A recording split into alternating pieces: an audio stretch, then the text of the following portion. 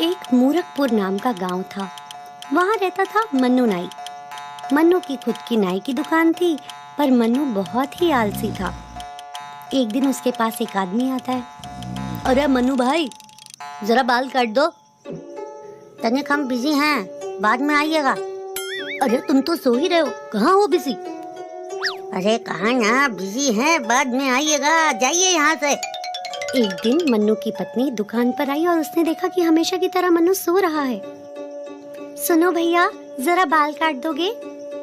हम तनिक बिजी हैं, जरा बाद में आइएगा।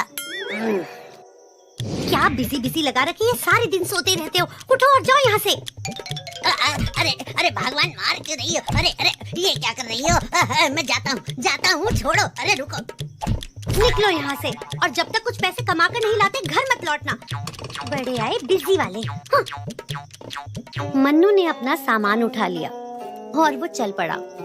गांव से कुछ दूर जंगल में जब वो पहुंचा तो अपने आलसी स्वभाव के कारण उसने जंगल में कुछ देर आराम करने के बारे में सोचा।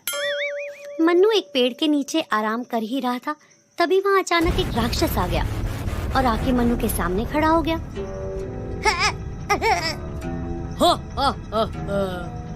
बहुत दिनों के बाद कोई इंसान हाथ आया है। आज मैं भरपेट खाना खाऊंगा।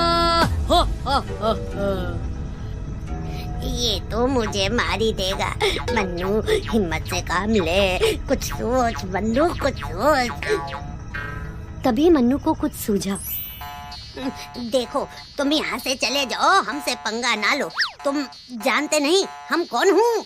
तुम एक इंसान हो और मैं तुम्हें खाने वाला हूँ। हम कोई सामान्य इंसान नहीं है, हम तुम्हारे जैसे राक्षसों की आत्मा पकड़ते हैं। आत्मा? अभी तक हमने 99 राक्षसों की आत्मा पकड़ी है और अब तुम्हारी पकड़ के पूरे हो जाएंगे 100। यह कैसे मुमकिन है? अभी दिखाता हूँ। अक्कड़ बक्कड़ बम्बे वो, राक्षस की आत्मा वश में हो। अक्कड़ बक्कड़ बम्बे वो, राक्षस की आत्मा वश में हो। ऐसा बोल मन्नू अपनी थैली से अपना आईना बाहर निकालता है और राक्षस को दिखाता है। राक्षस खुद की परछाई को अपनी आत्मा समझ लेता है और डर जाता है।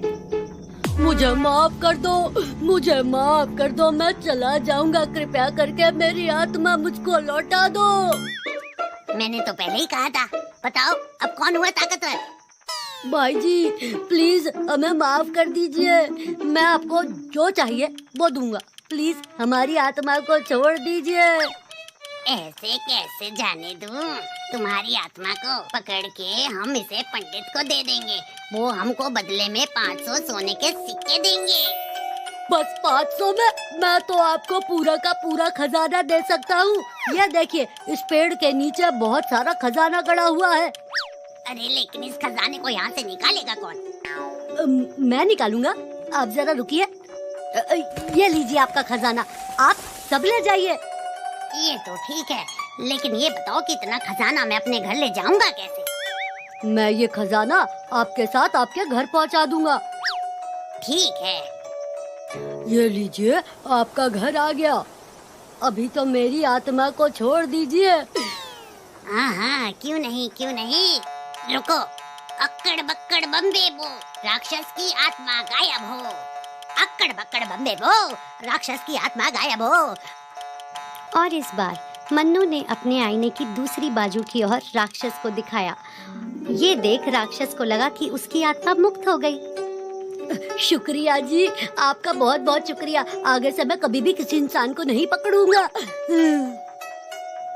हाँ, नहीं तो याद रखना, मैं तुम्हारी आत्मा को फिर से पकड़ लूंगा। और ऐसा कहते ही राक्षस दुम दबा के वहाँ से उड़न छू हो गया। तो बच्चों, इस कहानी से हमें क्या सीख मिली? यही कि हमें बिल्कुल आलसी नहीं होना चाहिए और मुश्किल समय में समझदारी से काम लेना चाहिए।